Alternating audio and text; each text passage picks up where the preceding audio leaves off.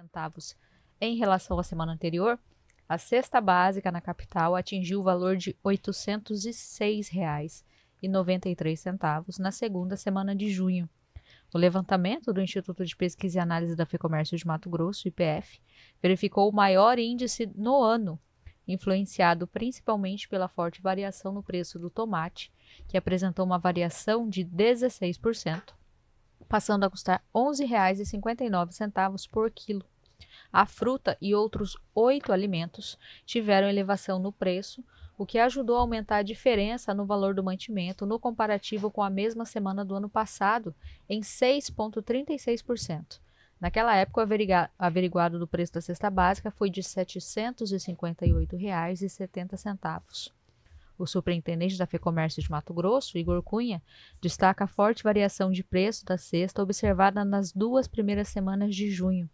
Segundo ele, aproximando-se do patamar de R$ 810, visto pela última vez em janeiro do ano passado, as primeiras 2 semanas de junho demonstraram um crescimento acumulado de 4,88% sobre o mantimento. O tomate se destaca ao se aproximar dos R$ 12 o quilo, além da sua baixa qualidade visualizada nas gôndolas. Tal condição do tomate é reflexo das baixas temperaturas nas regiões produtoras, causando recuo na oferta e incidindo sobre os preços. Além do crescimento semanal, a comparação anual é ainda mais significativa, com um avanço de 46% em relação à mesma semana do ano passado, em que o averiguado foi de R$ 7,89 por quilo.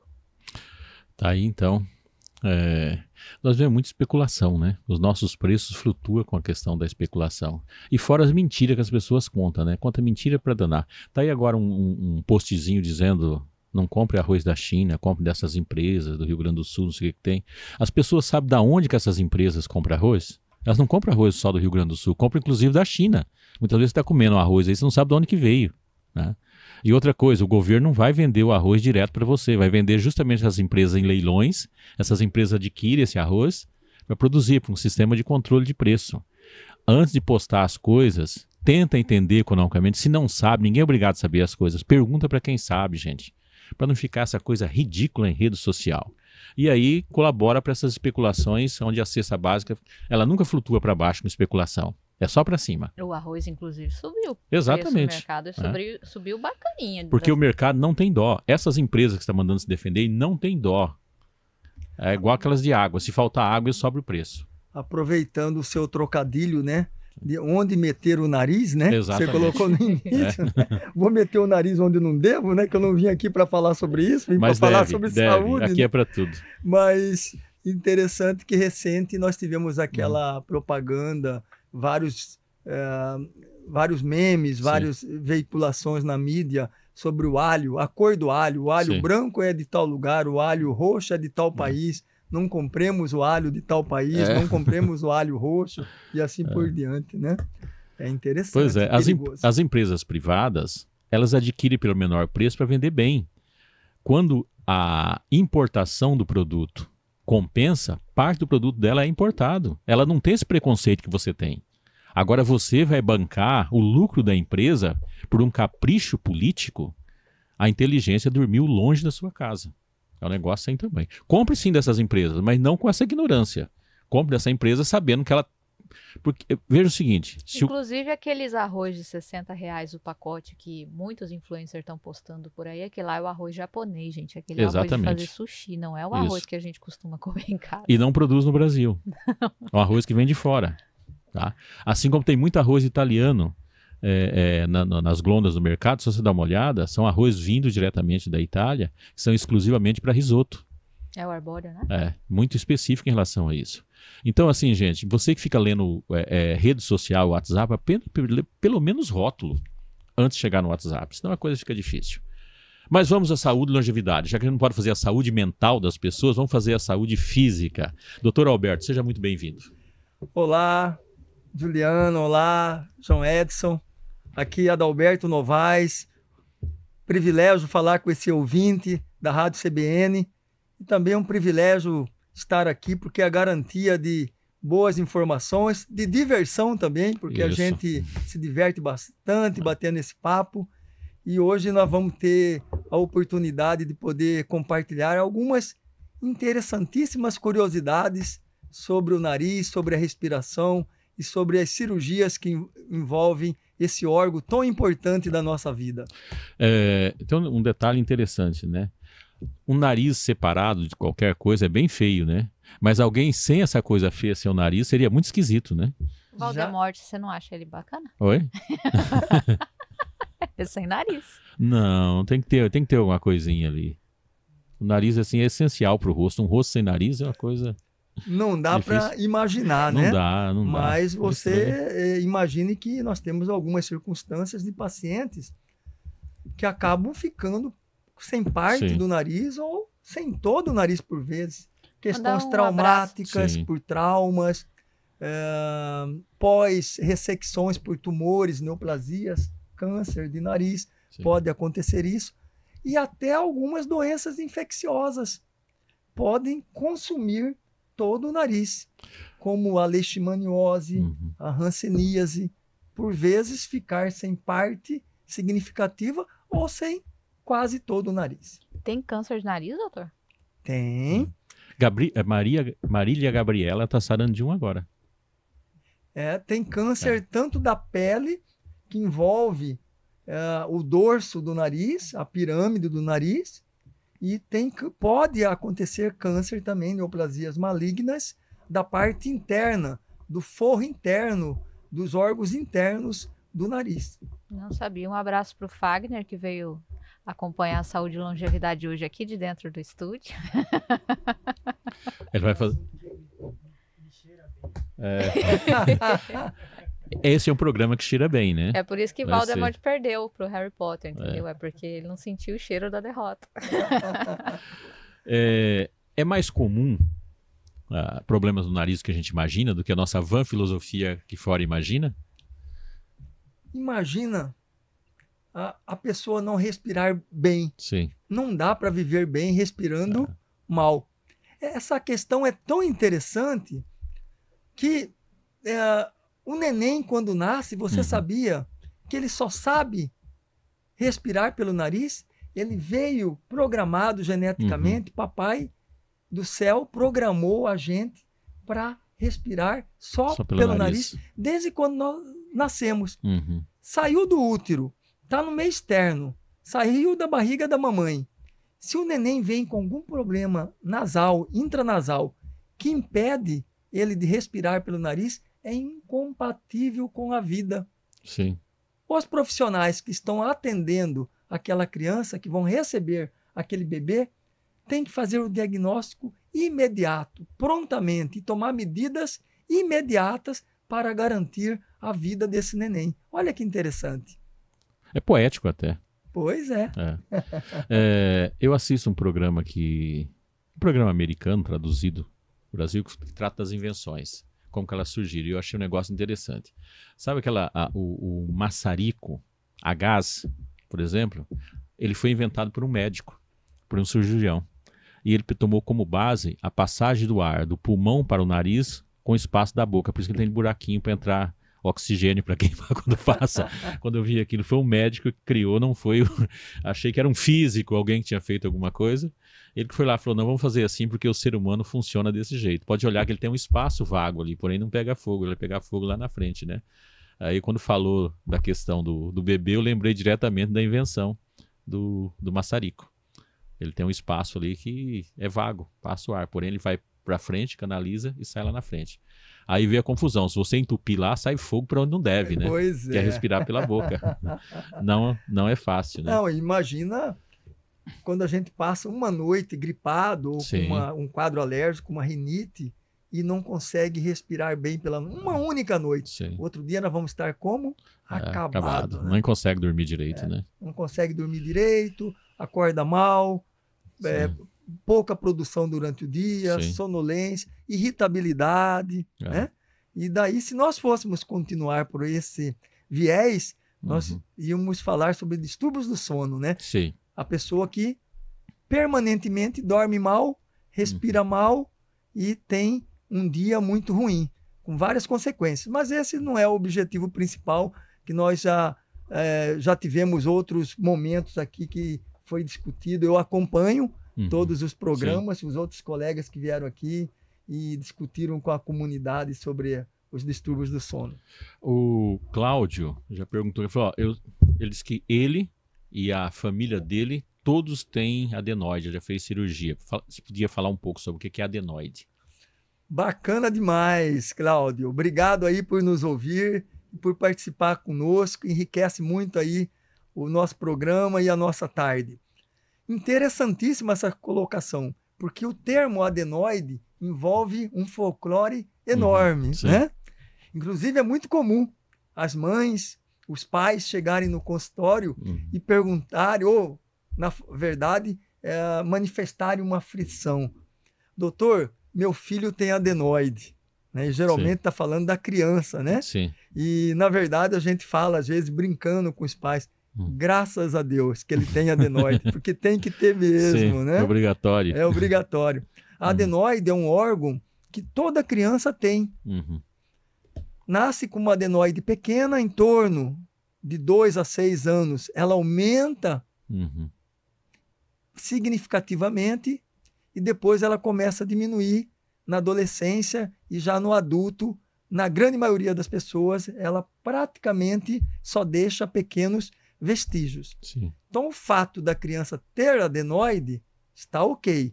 Sim. O que não é legal é essa adenoide estar muito grande, obstruindo a passagem do ar pelo nariz. Outra coisa interessante que a comunidade pode saber, e é interessante a compreensão. A adenoide não fica propriamente no nariz, ela fica atrás do nariz. Sim. Né? Fica logo na transição do nariz com a garganta.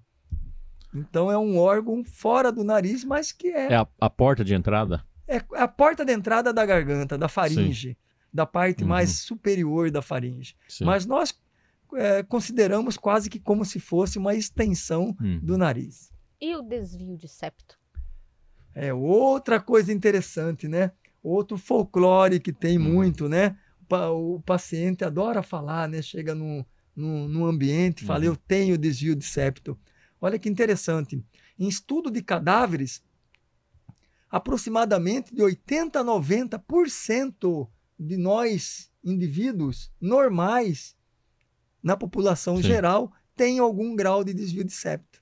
Então, o fato de ter desvio de septo não significa que ele vai ter alguma disfunção respiratória. Sim. Depende da intensidade, da extensão do desvio, da magnitude do desvio, e também depende da posição desse desvio de septo dentro do nariz.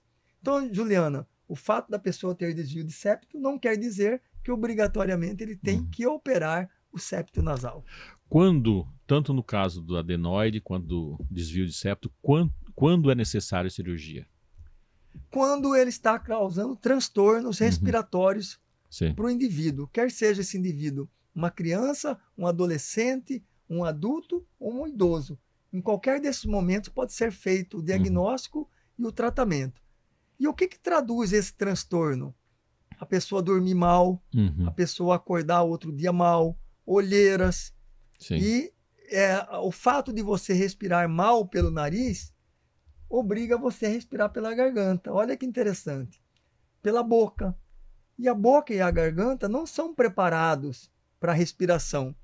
Então isso leva ressecamento, mudança da fisiologia da garganta e predispõe o indivíduo, por vezes, a faringites e a amidalites, a tonsilites de repetição. Então essas são as circunstâncias que levam, por vezes, você indicar a cirurgia para corrigir um transtorno do nariz. Uma outra situação é o ronco. O Cláudio, inclusive, foi a pergunta que ele fez aqui na sequência agora. Qual a relação poderia estabelecer entre o ronco e esses problemas no nariz? A pessoa que respira pela boca tem mais predisposição a apresentar roncos. Sim. Né?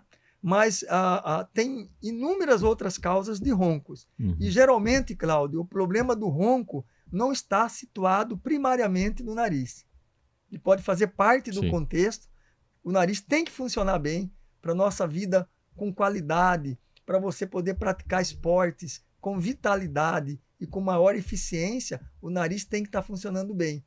Mas o ronco e a apneia, que por vezes está associada com ronco, não é o local primário, geralmente o nariz. Cláudio, você fez eu pensar que, como vocês têm adenoide, vocês roncam também, né? A pergunta aqui, a questão lógica estabelecida em relação a isso, né?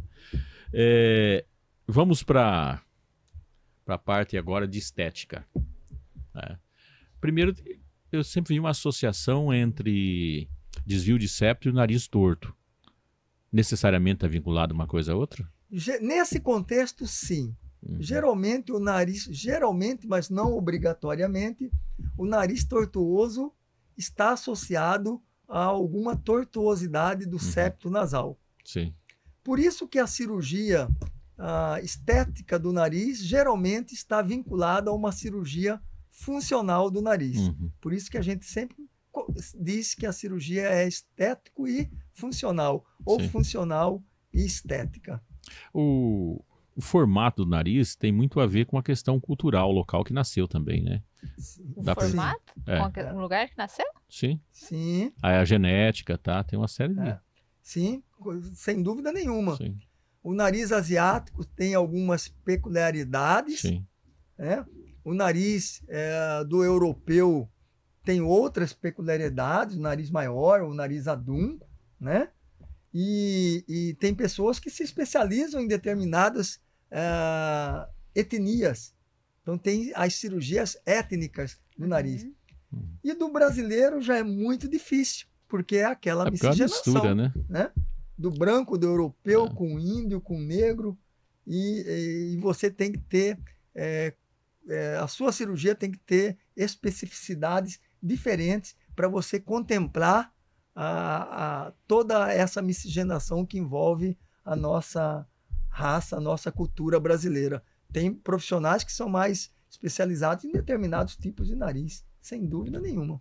E por que essa diferença, doutor? Do nariz europeu, no nariz africano e japonês? Genética. É a genética que impõe essa anatomia específica para cada área do mundo. Eu não tenho como definir meu nariz, né? De um lado árabe... Eu vi você e o Wagner ali trocando figurinhas sobre o nariz de vocês. Meu lado árabe é 100% misturado com o lado índio. Porque meu nariz não é nem índio nem do árabe. Fica uma coisa aí no... Quando eu olho a minha família dos dois lados, é bem diferente essa relação. E é interessante também lembrar, né, João, que às vezes a sua participação hereditária, né? Sim. Sua árvore genealógica menor acaba preponderando. Né? É uma porcentagem menor de casos, mas ela acaba preponderando e vem, às vezes, um nariz que não era esperado naquela família. E causa, por vezes, aquela estranheza. Como eu li muito Charles Darwin, né? Para quem não sabe, Charles Darwin é o principal teórico da teoria revolucionária, né? Da evolução. O Darwin falava que algumas coisas que ele mostrava, ele dizia que o formato do rosto, com a definição da orelha, do nariz, do tamanho dos olhos, estava muito ligado à questão ambiental da região. Ele falava da questão, principalmente, do pessoal dos polos e da linha do Equador, da África e da linha mais fria, né? E eu lembro que no texto dele tem um negócio sobre o nariz, que ele fala que o nariz das regiões frias, elas são mais pontudas, porque o ar é mais pesado na hora de puxar, ele tem um certo aumento. E na linha do Equador, o ar é bem mais leve. Então, ele puxa em grande quantidade, por isso ele é mais aberto e mais achatado. Dentro do darwinismo, ele coloca isso. E vai se adaptando às necessidades. Né? Sem dúvida nenhuma que todos os nossos órgãos, na evolução, ele vai ter que se adaptar para sobreviver. E é isso aí o darwinismo, né? Que é a teoria da evolução. Ele é muito interessante, inclusive o crânio faz a divisão do crânio. Embora o estudo do crânio é antigo, né? Inclusive na área da criminologia, já estudava esse tipo de Lombroso, que foi o grande estudioso, né? O pessoal acha meio preconceituoso essa questão, que define que o tipo de crânio, tipo de nariz estabelecido, dá para determinar qual é o maior potencial de um criminoso e menor potencial de outro, né?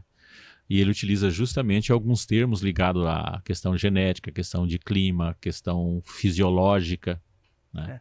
Eu imagino que o estudo da personalidade pela antropologia Sim. eu não conhecia. Sim. Você está me introduzindo o assunto Isso. aqui agora, mas muito bacana. E Sim. já me causou interesse. Isso. Já tenho assunto para pesquisar esse final de semana Procura e me aprofundar Lombroso. um pouquinho mais. Lombroso é um negócio assim, né? A gente assusta. Que ele termina algumas características e na obra dele, hoje na internet é fácil, existem algumas fotos de crânio, né?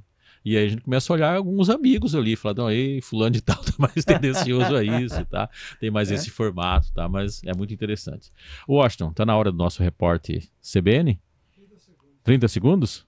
Dá tempo de eu... fazer nada em 30 segundos, Washington.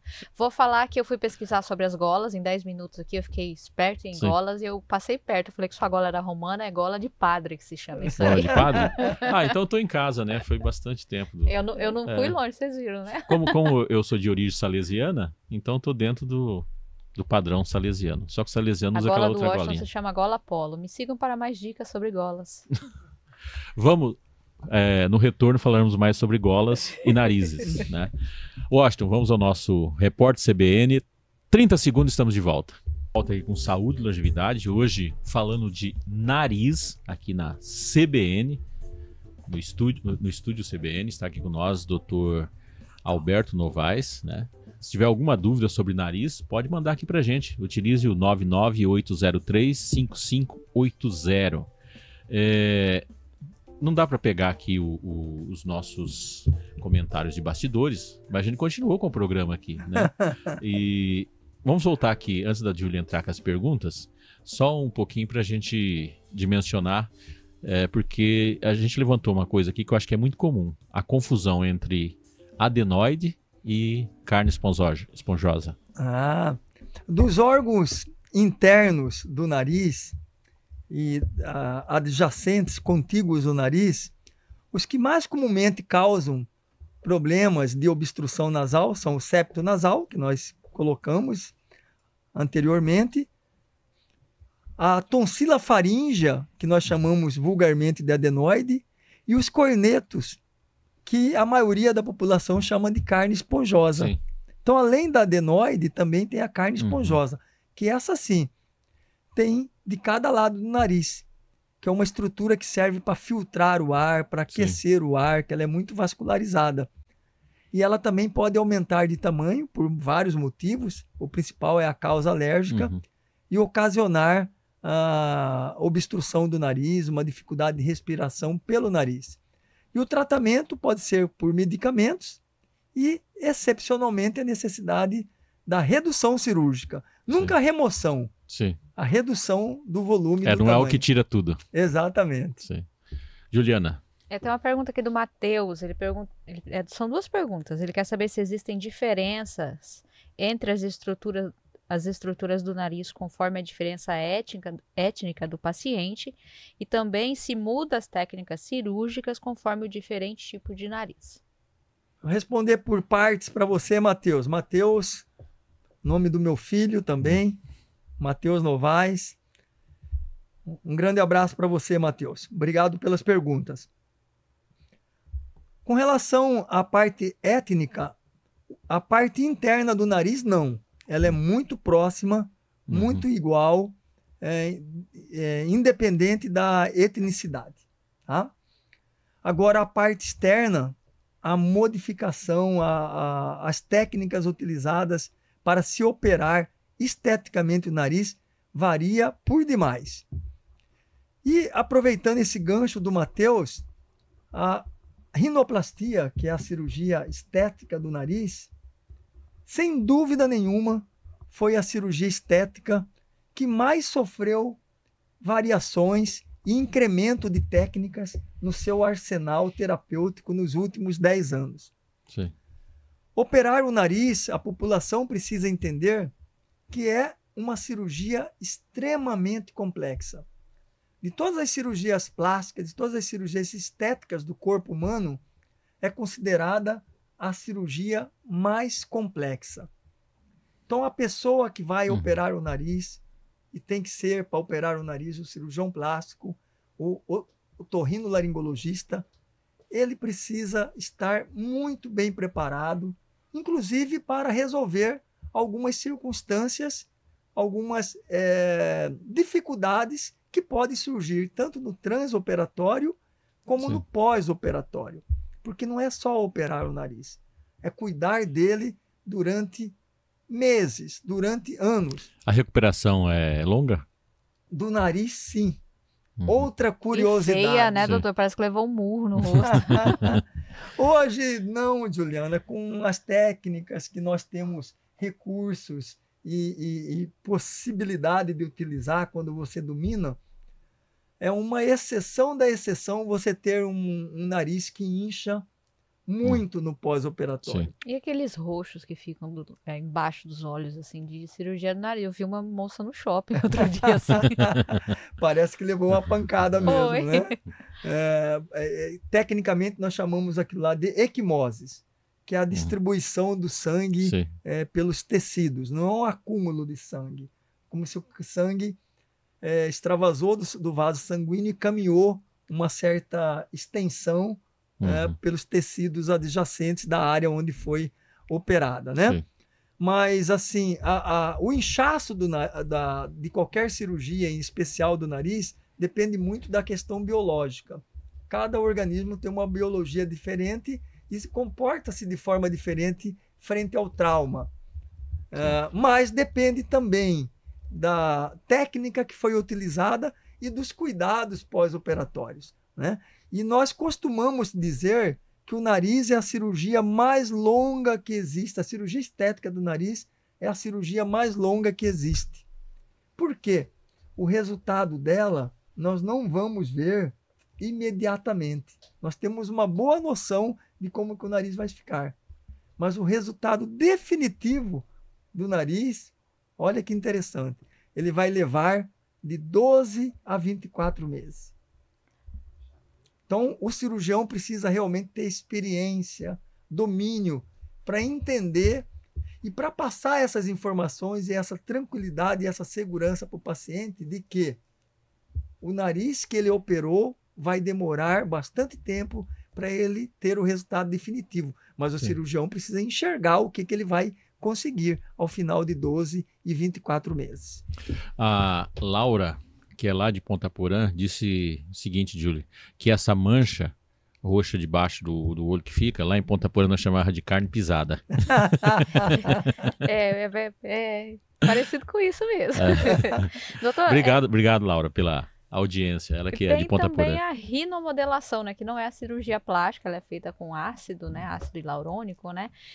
Qual é o limite para a rinomodelação? Até onde ela pode ir, a partir de quando é encaminhado para a cirurgia estética, na questão estética?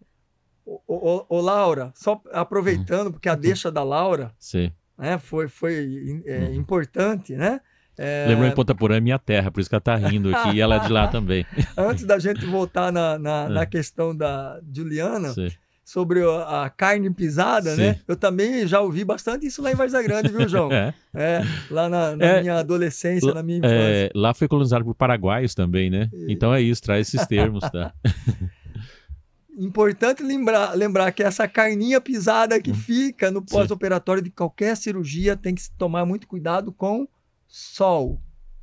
O sol não é um bom aliado para o pós-operatório, né? Nas cirurgias do tegumento, que aparecem essa carne pisada. Porque o sol pode manchar, pode fazer uma tatuagem definitiva onde tem essa equimose, onde tem essa carne pisada. Isso vale para qualquer parte do corpo? Para qualquer parte do corpo. E como a face é aquela parte do corpo que vai estar sempre exposta, por mais cuidado que tomemos, nós devemos aí ter aquele cuidadinho especial no pós-operatório das cirurgias de face. Entre elas, a cirurgia do nariz, a cirurgia estética, a rinoplastia. Voltando à rinomodelação. A população precisa entender Porque a rinomodelação é um procedimento temporário. Sim. Então, quem se expõe a uma rinomodelação, ela vai ter que repetir esses procedimentos de tempos em tempos, que sejam de 6 em 6 meses, de ano em ano, né? Se quiser manter os resultados que obteve com o procedimento. Uma outra informação muito importante sobre a rinomodelação é que jamais deve ser usados materiais permanentes nesse procedimento que hoje se chama de rinomodelação. Porque os materiais permanentes, tal como o polimetilmetacrilato, ele tem efeitos adversos perigosíssimos para o corpo e, em especial, para o nariz. Nós podemos ter complicações, efeitos colaterais gravíssimos com o uso desses materiais no nariz. Ele é invasivo? Ele pode ocasionar, num número significativo de casos, não são exceções, não são raridades, necroses. E, por vezes, necroses extensas. Necroses, por vezes, que você pode até corrigir parcialmente, mas que sempre vai ficar um defeito. E na minha compreensão de nariz, as rinomodelações deveriam ser reservadas para pequenas alterações, pequenos, por assim dizer, entre aspas, defeitos da pirâmide nasal, da morfologia do nariz, para evitarmos consequências ruins, por vezes desastrosas para o paciente. O nariz, com o tempo, conforme a gente vai envelhecendo, ele cai, doutor? Cai. O nariz, com o tempo, cai. Por que ele cai?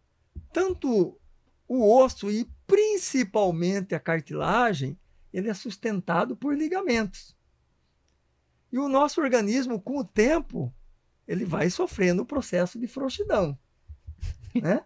Ele vai perdendo o tônus, principalmente. Tá vendo, Washington? Chega uma altura que não tem jeito.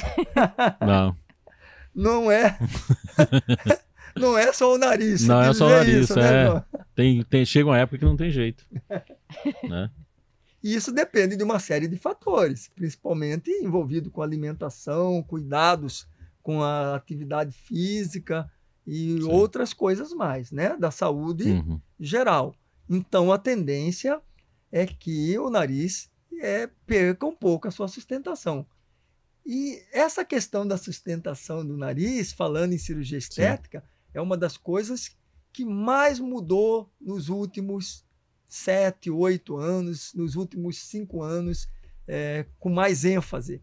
É a cirurgia estruturada do nariz.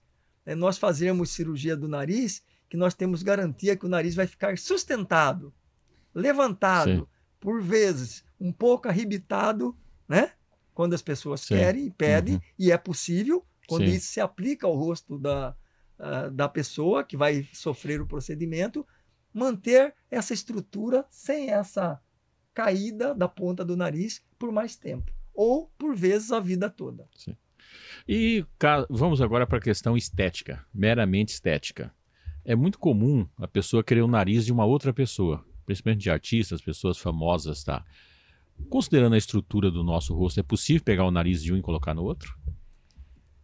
Por vezes nós podemos deixar algo parecido, né? Mais próximo, igual jamais. Porém, a questão da beleza é realmente você personalizar, você não perder a sua identidade, que é o seu maior bem, de você cultivar a sua identidade. Então depende muito da característica do cirurgião.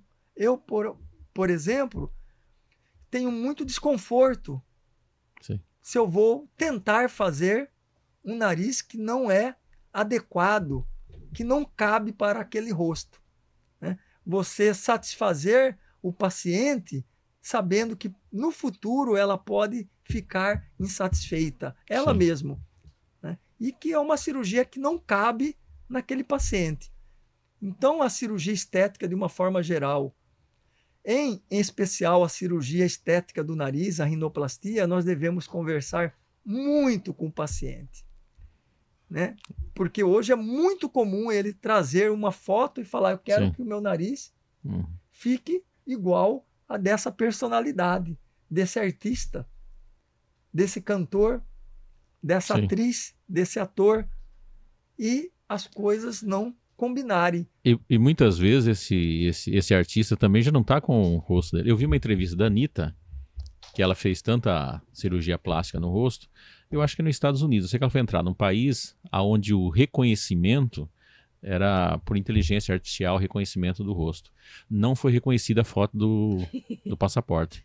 Ela perdeu um dia lá para conseguir passar, tá? Conseguir dar explicação. Ela que é mundialmente conhecida com dificuldade.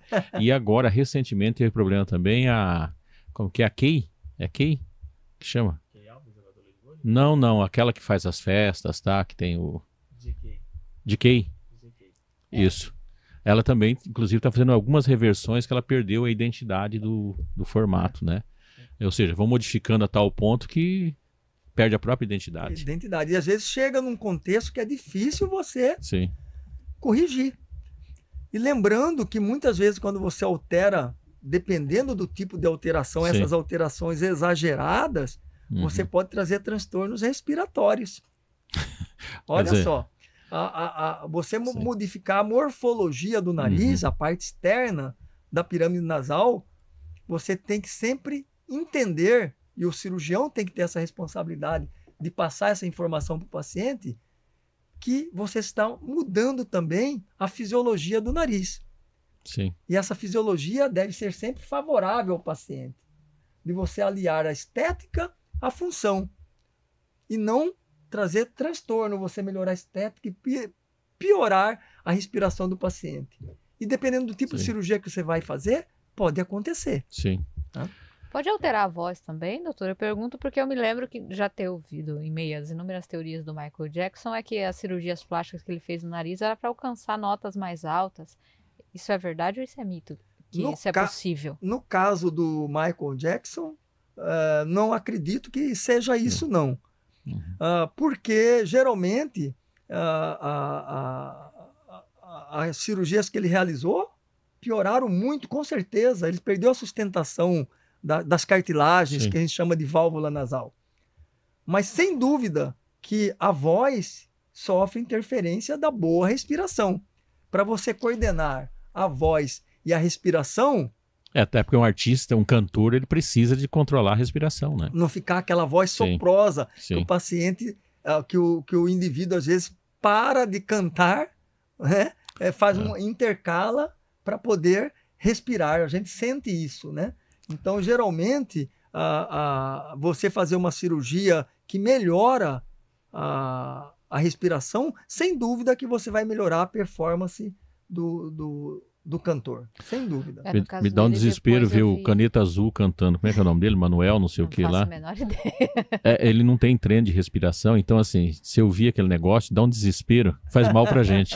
Mas no caso dele eu vi depois o familiar dele contando que ele fez uma primeira cirurgia e ela deu errado e tudo que ele fez depois foi para tentar consertar o problema que deu na primeira cirurgia. Inclusive ele tinha dificuldades de respiração, mesmo em momentos que não estava cantando.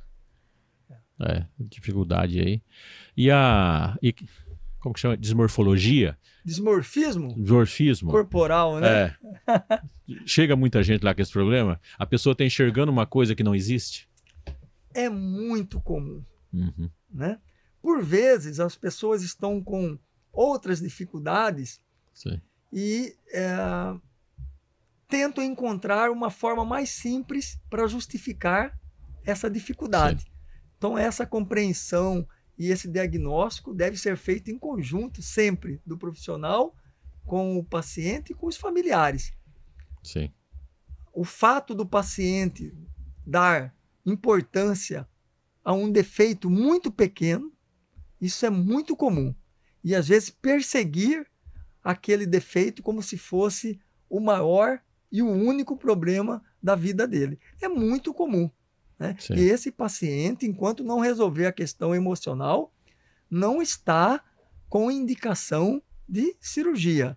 Esse paciente Sim. deve estar bem emocionalmente, resolvidas as suas questões psicológicas, para poder submeter-se a um evento cirúrgico que não deixa de ser um trauma. Todo Sim. procedimento cirúrgico é um trauma cirúrgico, né? E eles têm que estar bem resolvido para que possa fazer um bom acompanhamento pós-operatório e possa usufruir das possibilidades dessa cirurgia positivamente.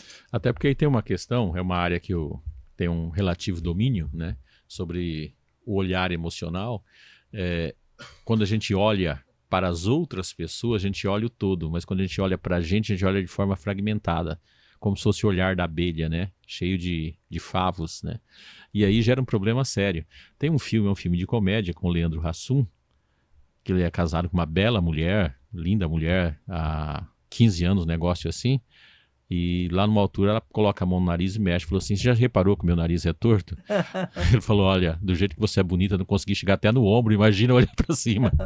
Então muitas vezes é isso, né? A pessoa está enxergando uma coisa, porque você olha para o espelho, por exemplo, você se olha fracionado. Mas quando você olha para outra pessoa, você não fraciona outra pessoa, a não ser que tenha alguma coisa muito em destaque, né?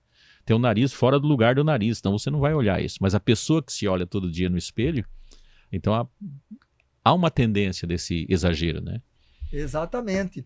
E lembrar que sempre, né, a gente enxerga essas personalidades quase sempre de longe, né? E com os efeitos de múltiplos preparos para as câmeras, né? De Filtros, muita né, maquiagem, doutor? né? Que mudam as sombras do rosto, as sombras do nariz, né? E quantas personalidades lindas, bonitas, que fazem muito sucesso, eterno sucesso, e tem assimetrias, pequenas assimetrias dos órgãos faciais, das orelhas, do nariz. Falando em pequenas assimetrias, uma outra curiosidade que eu me lembrei agora, que é interessante a gente lembrar. A gente parece que foi feito com pequenas assimetrias.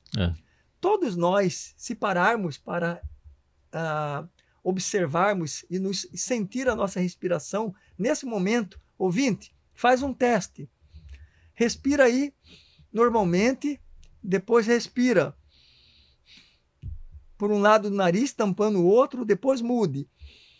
Respire pelo outro lado do nariz, você vai perceber que sempre, mesmo que você não tenha nenhuma queixa de respiração, sempre vai ter um lado do nariz que funciona melhor que o outro. Observa aí, Juliana. Ah, não, eu já sei do meu Já problema. sabe, né? Mesmo que nós não tenhamos nenhuma queixa. Sim. Mesmo que os dois lados do nariz Funcione bem. funcionem bem. É. E isso muda a cada 2, 3 ou 4 horas, dependendo do indivíduo. É o chamado de ciclo fisiológico nasal. A concha nasal, para regular a entrada de ar pelo nariz, ela muda. A cada 2, 3 ou 4 horas tem uma concha nasal que ela é mais volumosa do que a outra. Isso só vai mudar o dia que a gente tiver recal, né? Aí dá para você consertar uma parte. 15 horas e 58 minutos. Nós não podemos ir embora sem a Júlia nos dar uma excelente notícia que tem para essa sexta-feira. Final, sextou. Né? Sextou. Hoje e amanhã, 15 de junho, está sendo realizado no Pantanal Shopping o Festival de Cerveja Artesanal de Mato Grosso 2024. É um circuito e essa etapa é agora em Cuiabá. Começou ontem, vai até amanhã. São 100 torneiras de chopp produzidas por 11 cervejarias mato-grossenses. E para oferecer uma experiência sensorial completa, entre os expositores estarão diversos restaurantes tradicionais, oferecendo pratos que podem ser harmonizados com as cervejas.